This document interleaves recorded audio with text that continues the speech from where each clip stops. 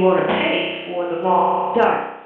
And so when Paul did not get diseased by the viper, and they began to believe that maybe he wasn't God.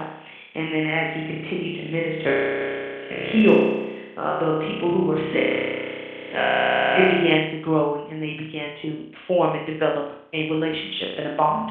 And we ought to be able to do that as well. While it is true that it is more blessed to give than to receive, it is equally true that believers must learn to receive help during difficult situations. And no, not just from our brothers and sisters. Sometimes you're going to have to receive help from those who don't know God. Family, friends, co-workers, and neighbors are among those who assist in times of need. And as Paul discovered on the island of Malta, strangers also may provide timely assistance. And they should not be rejected because they don't know God like you do. Oh, no, you can't help me because you're a heathen. You're the devil. Well, the wealth of the wicked is laid up for the just. You ought not judge folks. You ought to receive the blessings that are available to you. Now, last week's lesson focus on the details of Paul's sea journey to Rome, especially with regard to the storm that led to the shipwreck that got us really to this point. Thus, the background for this lesson is not very different from what we talked about on last week. And we're still dealing with the same issues, the same trials, same tribulations, the same fact that Paul was on his way to Rome to be heard, and that Caesar had to make a decision regarding his condition and whether or not he needed to be freed or not released. Was he really doing the things that he was accused of, etc., so forth and so on. Now, Melita in the King James Version really is the island's modern name is Malta. And so you've heard me refer to it, but I do want to make sure we clarify. Melita is what it was called in that day, but it is now, of course, referred to as the Malta Island or the Maltese Island. It is a rocky island of about 120 square miles, located in the Mediterranean Sea. It is about 58 miles south of Sicily and some 500 miles west of Crete, from which Paul's ship had last set sail. While there is some uncertainty that the island name in this text is indeed the same as the modern Malta, most of what we know about Malta fits the detail of the story quite well. Modern Malta, like many Mediterranean islands, is a popular tourist destination. Simply to mention a Mediterranean island today is to suggest an idyllic paradise. But the outlook in Paul's time was much different. Islands like Malta were isolated far from the benefits of civilization. People did not vacation in such places. In fact, these places were often where the imperial government exiled enemies and prisoners. In the Revelation chapter 1 and verse 9, we see that I, John, your brother, and co-sharer in affliction and kingdom and steadfastness in Jesus, was on the island called Patmos because the word of God and the testimony about Jesus.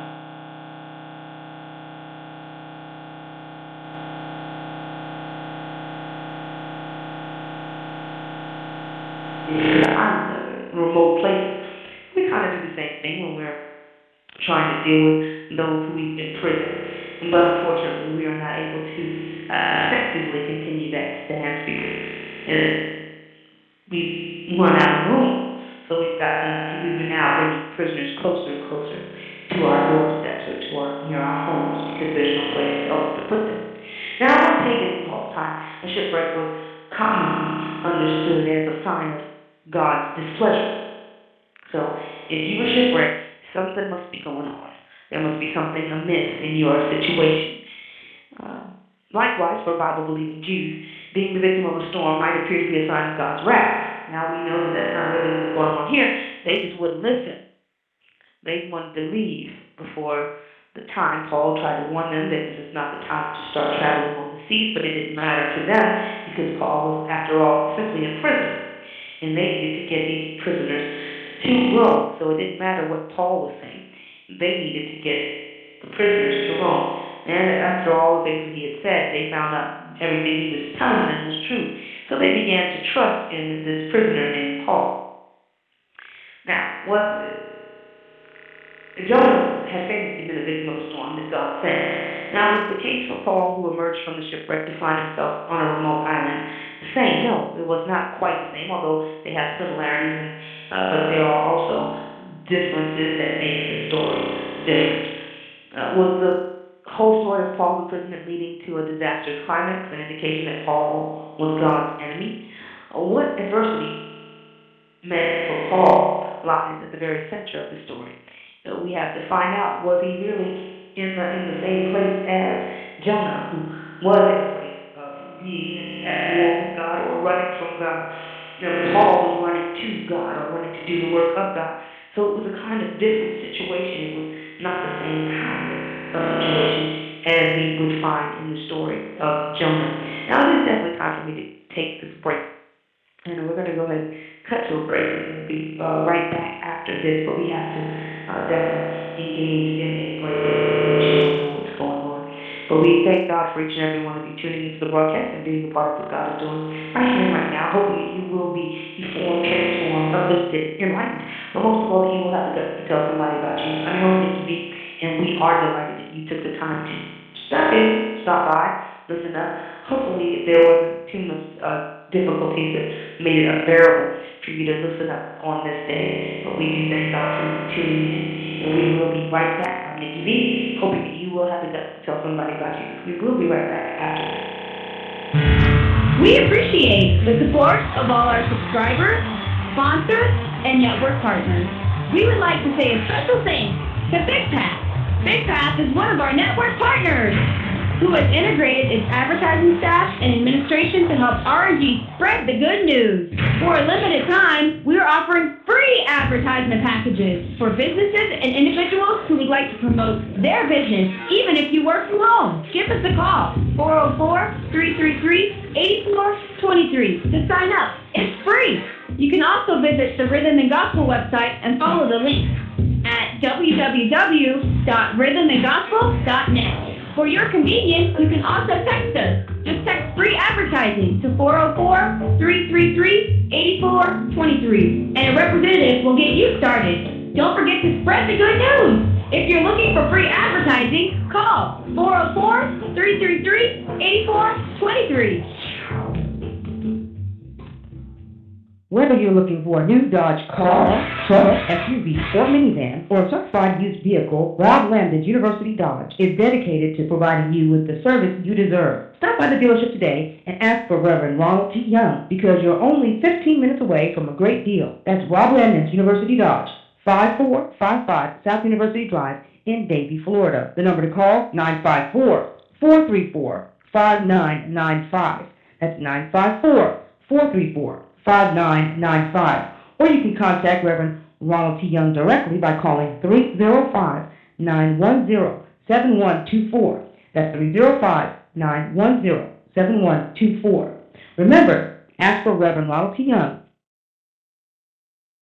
It's not what it looks like, feels like, or sounds like. It's what the Word of God says like. And that's Word. Now back to the Gospel Show with Nikki B on your favorite radio station.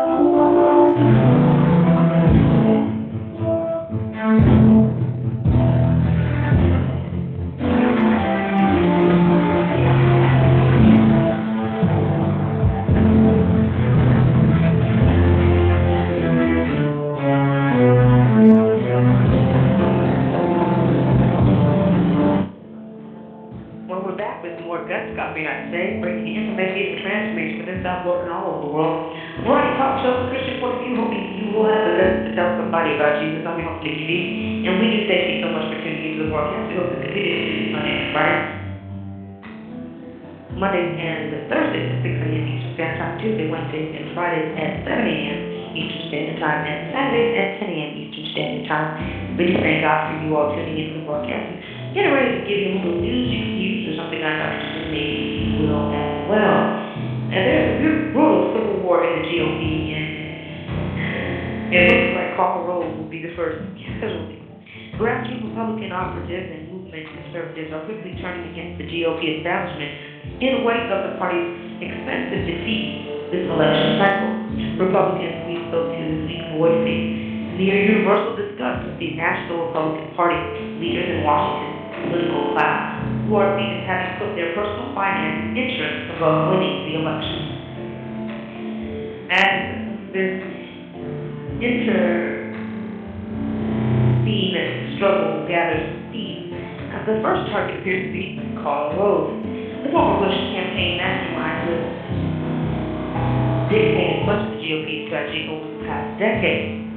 In the wake of the party's 2012 lawsuit, however, Rove and his well-funded American Crossroads super PAC have become a symbol of misguided establishment strategy, party cronyism, and beltway bloat. The fall from grace is perhaps unsurprising, given the disastrous performance this cycle.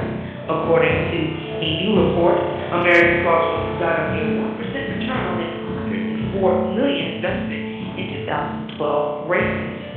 For social conservatives, Rove's reason began long before election day, when the Fox News contributor led the party's hardest feathering Missouri Senate candidate Todd Deacon, who came under fire for his now infamous legitimate race comments. The party's perceived betrayal of Deacon confirmed what many grassroots conservative advocates have also suspected, that the Republican establishment wants to throw the base under the bus to serve the interests of the deep-pocketed donors.